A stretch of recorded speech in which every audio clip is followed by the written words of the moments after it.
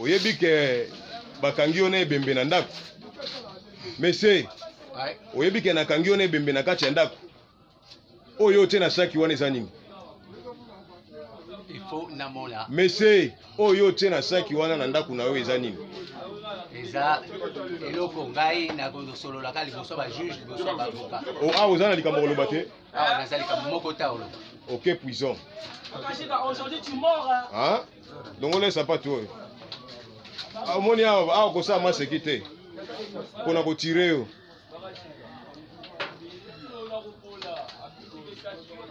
Ake sombe sasa tumbaye na kata bench. Asombe sasa tumbaye na tala. Ache na saki na bisa yo disa pena ezomona na pena ke o mutu a mutu eguma miboyi. Nga si komanda oh, mais o mututi. Oh mutu, ali nga 87. Ngo ko ta mutu mo bisi. Mutu ali nga kima pena bani. Bengela nga komanda. Ah.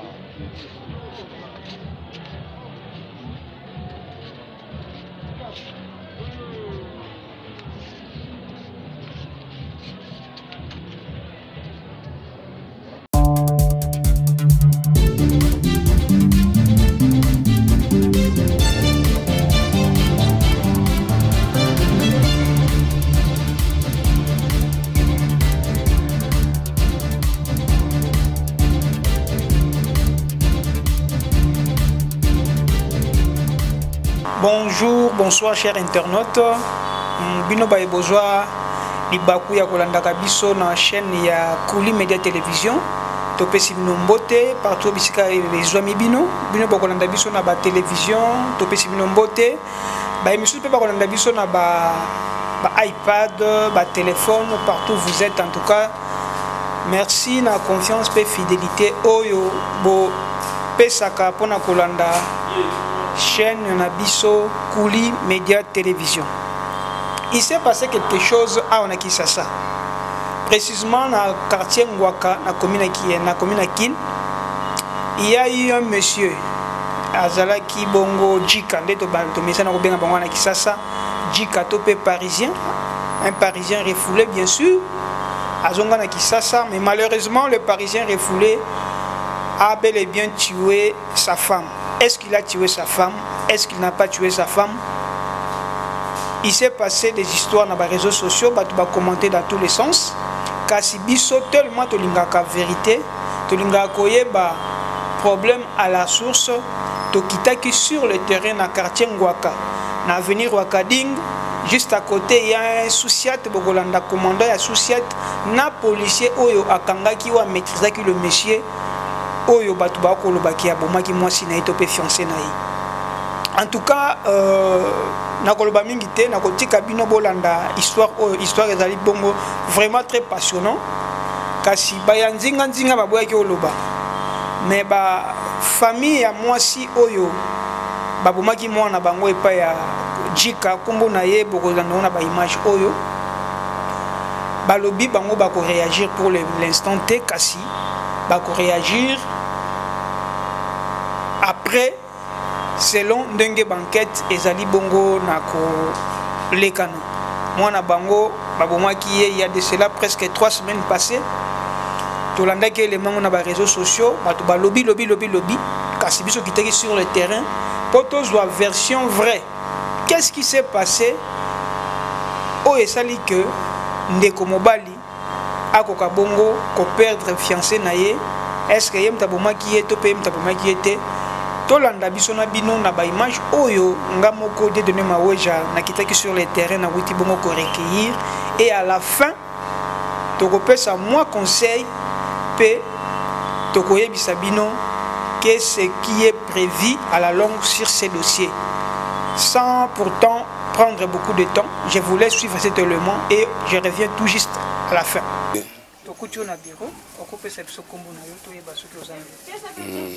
Kombo nanga mundele ngangu bon mimi ba meso benga commandant Evala tatu ba benga Koko nga awa uza commandant ya wapi commandant poste Lualaba société Ngwaka a commune Kinshasa Korekine makambo moko elekaki awa ndeko bakajika bomaki bongo moto na kati ya ndako bazalaki fiancé na ye yo ozalaki mpena wana okobetela biso scène oyo tozoyoka na bareseau sociaux na oyo toyokoyoka awa eza ndenge moko te yebisa biso ezalaki ndenge bon tozalaki surpris ezalaki vers 7h30 je crois rappelé dans ezala vers 7h30 l'un des pasteurs ya église na na parcelle oyo moto akufaki ayaki awa aye kobenga biso no tokende basuspecte kata lopango wana bazoka solo moko boye epuis motu wana bakajika akomi agité oui tokitaki 2 personnes nga na policier nanga tokendeki tokomi juste liboso ya porte namoni mpe na balabala nabengi ye ayaki toke na ndako na yo tomatini ensemble abina te mbwa na nga nde akufaki me na nga nabwaka nabia mbwa ça va fungola porte lakisanga mbwa ngo afungoli porte namoni saki na kati wana mbwa ça va lokozo lingo bwaka mbwa na yo mpo olobi koluka moyo bwaka ngo brouette yango na liboso na yo bongisa brouette zwa mbwa wana tia na brouette akei akoti na kati amemi saki na ye aye nango brouette abimi libanda atie banomisa mai amikangi na kata ndako mais comment mbwa na yo ekufi efana ndoki pola ndeni fungola no eloko wana ebino juste mbwa na meko fungola muke kaka afungola mna tiki bon tellement natalaki nano taille na ye et puis njoto na ye niveau pe toaki likolo likolo ya étage mais quoi support ezalaki te nde na joki intelligence na mita tika mbwa wana moto somi mango yo zokano na liboso ya porte akeshi na kota mino kokota te telema pemela te pemela na isi policier non protéger mutu wana abouger le souté la kalita bosoda bon natalaki soki napesi ba ordre mbala moko tokobenda na mabe entre biso na ye tokokwea likolo nakiti na se nabengi raffort leta nakiti nabengi raffort na ye awa nazozonga policier nanga mpe azalaki wana ajoki déjà intelligence na ye aborde malembe namoni bazoya na ya ça tombe bien baye na ye mpe tokosi tomaîtrise wana ndenge nini boremarkaki ke wana na kati ya saki ezalaki bongo moto bon toremarkaki na ndenge tellement ezalaki akovimba epuis solo maintenant voisin moko azalaki na bino oyo mwasi na ye oyo ifo ezala mwasi na ye tala mutu na se na ye bafongola kati boye mutu déjà asakufaki bon tolobaki manière tellement population ezalaki agité nde nabenge commissariat baya kozwa ye banotika ye na commissariat et puis toyeba kodisperse bato bon ntango mpe commissariat ye bazwi ye bakende na commune biso tikala mpe dégage mpo bayaki ebele na tendance ya buka poste toki baprotéger na kasho na commune nakiti na terrain nde so na banofu ye mais comment bofai na motu boye depuis jour nini boconstataki eloko oyo parce que non ça vaut moins 3 jours to banomona ye agité te baparcours nyonso ntango nakiti na se garçon moko na lola bakabisa non aproposaki biso tomema kolo oyo tomema saki oyo tolotiki na lingwala d'ailleurs mutuka mpe 207 asolicitaki yango eyaki awa me bamona éclair te bakie alors eza na 2 personnes bape na baparcelle voisine asolicite bango na ntongo mpo baoyede na koli baki nobwaka yango soki yapi soki wapi oui. Et puis toujours information que le mardi, mercredi, lundi, à tout quand c'est moi je suis suki na coin. Mais est-ce que moi c'est moi yaka zonga ka to bavanda nenda kuna. Ai en tout cas akende ka yaka parfois fona moi temps mulai wana po bato bayebi. OK. Monsieur to yebete bato bayebi ayaka kene ayaka kene. Maintenant na meka osala mo investigation ko yeba morne sala kindenge nini.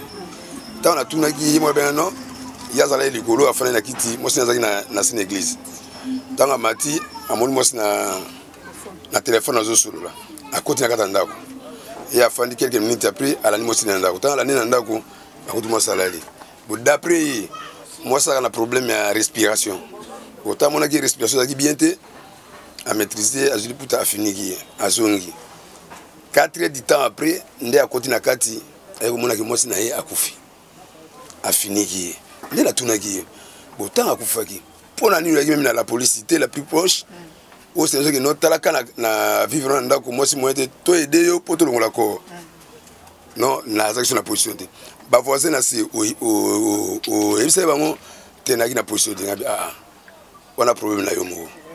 On a mis tout le dossier à niveau. Bon, dossier ça déjà na parquet. Bakini kuna. Bon na yoki ki po appareil na ezalaki awa 2 appareils. Na monaka fukana yaki atunaki yango asebenga décharge na PC biloko na ye asali décharge na tuni abino asali déjà na prison en attendant enquête ça va continuer. Comment famille y a la fille akufa ki boyamba ki bango pe awa. Oh mais ça qui grave. Même ngana ça qui menacé à battre tout bazali. Bah hier pour non il faut tout ça la réquisition médecin jusqu'à présent réquisition médecin au hôpital on a une responsabilité au tika corps na mama yemo ezali awa. Bah hier ba soigner singa na niveau moko pe na bitumba. Bah ke même ko esa procurer ngana za corrompu. Bon na yebaki na ngati na ibiti na te tina kineki pe moi 6 ans na monter procuration na kineti parquet na sisi na seb dossier parti à parquet na sisi après na zongi nanga même jour na kineki ko kosa réquisition sorti na couloir mama yemo ba menacanga toujours je ne savais pas pourquoi bazo menacinga parce que un peu aller là. Bon, selon le médecin constant dit parce qu'il y a encore il y a des coups à tirer qui sont en tout cas après événement j'ai contacté na ba médecin jusqu'à présent nous allons peut-être mkuba wa tuna responsable atika ki korokuna ndela kwa accompagner bango auto finaliser mais ça nous avons le conseil na population hein pour population ba trop ba ignorant surtout pe na famille oyo ba kufa mwana bango parce que il paraît abala mwana na te mwana abandaki koya kolala ba bon nasa na conseil ko pesa famille wana te naibi bango pété mais conseil moko na ko pesa nga soli kamozali ba dans la logique ya kolandela likamo ke koyoka yoka biloba loba ko menacer netinga boye na saki banki to na te ba menacer za la tellement trop naibaki pourquoi bazo menacer ngade mais na part ya bakashika na mona kaka ba voka na ye ba ka message peut-être solo la ki bien ba su document na ba su biloko na ba kena bon la population bon na sepela ki na population na biso awa pour na maîtrise bazalaki na on malgré ba bana loba pemeli sima mais ajustement mabe comme tel na mona kité en tout cas bazalaki calme tinenga ya koti awa tinenga ki kuna tile korge bimaki et que mama ye moizongi to panzi pe batu etikali masolo ya bani ba commenter la population mutu na mutazana ndenge oya yokelaki ndenge monaki a commenter na ndenge na ye bon vraie version ya ye monta on a sambisaki na tunaki ye abi mwasi na ye abela bela kamuki mais tant kutaki na etawana akadrai kaka mais respiration ezaki un peu bani moi makasi ndeko zende ngwana c'est le comportement ya terrain et puis vie na bango le deux moi sina mobali en tout cas balingana ki mingi on a autant toujours ensemble asima toujours moi sina nzuto bakina rolia bazonga ka bon ba justement moko vraiment suspect à la quitté alinga pena moi sina ba nota mola bien na balabala de kamabe za la kina ngote bon oyo utaki wana nzambe kaka yebi na yekolo likambo soki mtabomi ye moko pena bato yo ba kosala autopsie ba koyeba eloko nini oyo mwasa na kufina ngo peut-être. Merci beaucoup mokonzi. Merci. Nazalaki agent oyo bayaki ko benga biso na poste ya la police nde ba agent oyo batiaki mese bakaji ka maboko témoin pena c'est tout dit ce qui témoin c'est que mokolo baboma ke nazalaki voilà donc agent ya police oyo akangaki ndeko bakajika ouais c'était la biso comment vous avez découvert yango ilekaki ndenge. Ok, tovandaki ezaki certain dimanche tovandaki na poste na commanda to tala boye c'était pasteur moko ayaki akopesa biso information na église bon église dans avenue nini pe oui dans avenue nini ouais avenue Wakading tango tokomi na église wana bayebisi biso ke événement za likolo étage tokomi na likolo étage wana na kati ya ndako oyo ti pango banda kovanda tokoti ndako eza fermé commandant lobi tozonga toye kozonga tokomi awa na bureau quelque temps baye kobenga biso ke tel type à question aye ntango aye na balabala tokotaki na balabala commandant apesi ye mbote andimi mbote mais azalaki agité habité commandant ici mais tout maintenant likolo na masolo mo photo sur na yo to matina na likolo na étage tant to matina ekuna commandant habité solo moko zo bima ya mabe habité za fulu sina boka ki yango commandant insisté te awaki fulu ngo mais solo etikali ka comment ya habité ndenge za boye eza mbona ngai nde akufi mais na okende boka ye commandant lobi zo kasi bimisa yo kende boka ye parce que mbwa wana atopesa solo azo pénaliser baninga aliye azui akoti na ndako amikangeli na kati ya ndako na koro ya moto na ndako d'après ngai na yeba kaka ya msusu ndenga koti wana akoki komisala mabe na kati bon totala boye quelque temps abimi tanga abimi afongoli porte tomoni saki mais tomona ke loko tina ba musi mo ekatana kata wana komanda abito kendinga c'était komanda to kendete abimisa saki ya ballon wana o eza wana tanga tomboli saki wana nde abimisi yango ayeko tiango likola bourette na yeko mona mutu e dessiné na saki ngabi na komanda te o eza mutu ya mutu ale komanda kichina si ayisinga te na zo téléphone na bureau na benga po ezaki tout proche ya bureau pe donc ba 300 mètres ba 300 mètres au comme na poste de la police bon tango commandant qui na bureau ngai le quoi déjà si na monaki ezali mutu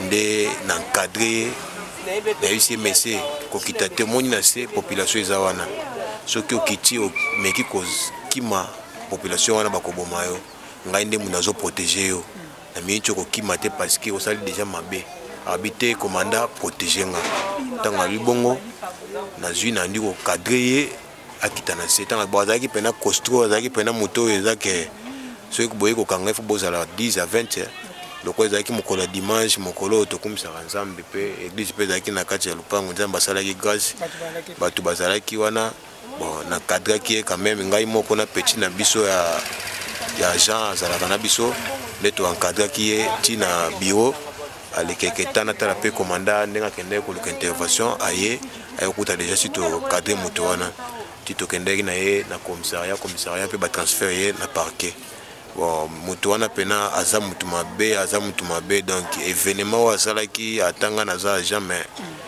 ata kotala ba image na zoko kate na zo mona ngo somo donc ye aza satana ada pena diable oyo nzambe abwaka ka likolo aza ndokite mais diable oyo nzambe abwaka ka likolo nde pour actuel sali na ebité mutu soko ko sala mutu bongo mais avant événement ne sala est-ce que vous avez na quartier neti ngai vraiment ko mona ye ezaka mukolo to kangaki mukolo na mona ye na mona ete na tikala pe ko mona ete na yebi pe ete bon ba rapport na société to kanga bata mabe ah pena na poste na biso to kanga bata mabe mais rapport na ye na mona te na pe na yo katenga na poste on a beti 2 ans 2 ans et demi non na yoka été na mona pe été première fois na mona ende mukolo ya événement wana aza pena diable o jamba boka ka likolo ouais asamba po apige peni na ye famille a fille wana bayaki bon bayaki ti baye ko réquisition pour na bakoti accord na moke bakoti accord na moke ko eza na moke ya mama yemo bon dossier za na parquet ndenge dossier za na parquet to yebi sute wana eza makambu ya échelon nde bazo continuer dossier. Merci beaucoup. Ouais. Bandeko balandi ba cher internaute bino ba ibomesana kolanda biso na etando eke to pe na ba téléphone na bino to na ba iPad na Kuli Media Télévision bo uti kolanda ba témoignage ya ba bakangaki to pe ba maîtrisaki ndeko Bakajika. Ndeko Bakajika, il paraît c'est un Parisien ou un diaspora refoulé parce que tu habites sur Paris, France et Belgique, Topé, Mokanini. Donc c'est un refoulé. Il s'est retrouvé à Kinshasa avec une copine naïe, fiancée, soi-disant, fiancée Ayaka. Ayaka Azongaka, des fois pas là la Rawana. Il s'est fait que le monsieur Bakajika, moi je n'ai pas quand ne boto landa na ba image ne ba commandant ba expliquer. Selon commandant, tant que tout n'a qu'inde ko Bakajika lobi moi si naïe azaka na problème ya respiration. Azamuto asthme, abe souffrira asthme, abe azamuta respiration. atikaki na ndako abimaki ntango aye ayekuta ndeko akufi. Selon la première explication, il y a M. Bakajika, l'incriminé, les présumés criminels, il y a la sœur, parce que la sœur n'a pas encore eu son nom. Comme on est aux enquêtes, ils ont continué, la famille, qu'est-ce qui s'est arrivé? Qui n'est pas le monsieur qui écoute. Donc le monsieur s'est expliqué en disant que moi si naza na problème motema ya respiration abimaki ya kuta moi si akufi. Alors na kobanga wana il a fallu alerter ba voisins, alerter la police, a garder qui corps. Tango garder corps 5 jours plus tard corps et bandit ko dégager solo église mo dans nation parce que place na utinda kwa mweza en étage ya vanda na 3e niveau église eza na C ba voisins pe bazala kawana. Selon ma témoignage, ma voisin va le dire que le monsieur a bien moi si naïe balingana makasi. D'ailleurs, à la veille avant liwawana, il y a une tagenda tika moi si naïe bakange sukitango bazongi, bazoka mwa kutundenge, ndeko moi si abimi et bembe bakanga e balinge na basak. La image mususu kuto la kisite parce que ce to la kisa YouTube a rebloqué biso to me bombi ko la kisa ba image mususu tellement horrible. Et c'est que je ne comprends pas le monsieur Bakajika, Aza Moutou, Aza Niama, Aza humain ou bien Aza inhumain, comment il peut vivre avec un cadavre pendant 5 jours, cadavre dégagé selon la Katiandaku. Ceux qui sont voisins déjà, comment ils ont déclaré, bon, c'était comment? Qu'est-ce qui a fait que le monsieur a regardé secret? Est-ce que la dame a koufaki réellement Yemoko na maladie ya paiement? Est-ce que le monsieur avait étranglé ou a bomaki moi si naie réellement? Les enquêtes continuent. En tout cas, tu as sur le terrain, tu as adresse ya bandeko moi si a bavandi bongo na lemba. Tu benga ki bamba ici baba ici biso to zeno mo muke ba mangambo na parquet. Dès que ba ko benga biso to ko zonga li supoto ko pesa bino suite ya élément o. Donc chers internautes, chers téléspectateurs, merci beaucoup. Nandenge bo joaki moi temps ya kolanda biso na élément oyo. Bo aimer, bo partager ba élément na biso, bo commenter, bo commenter ba suggestion na biso pour ceux qui m'ont erreur ezali to meka ko bongisa parce que mosala oyo ezalaka toujours na moi ba imperfection quoi.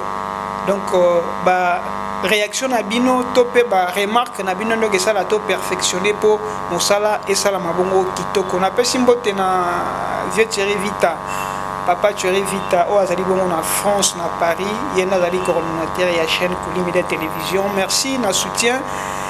Confiance aux hommes et sana kopesa biso na kati ya chaîne, na pesi pe mbote na maman Françoise Vita, oh azali bongo na États-Unis, initiateur ya chaîne Oyo Kuli Media Télévision. En tout cas, bon mesana na ba rubrique Oyo to bandoela la bino ba élément nouveau. C'est que makambo ile kanaka a on a Kisasa, que ce soit dans la politique, que ce soit dans le plan social. Donc nous serons là pour vous. Merci et bonne suite de nos programmes.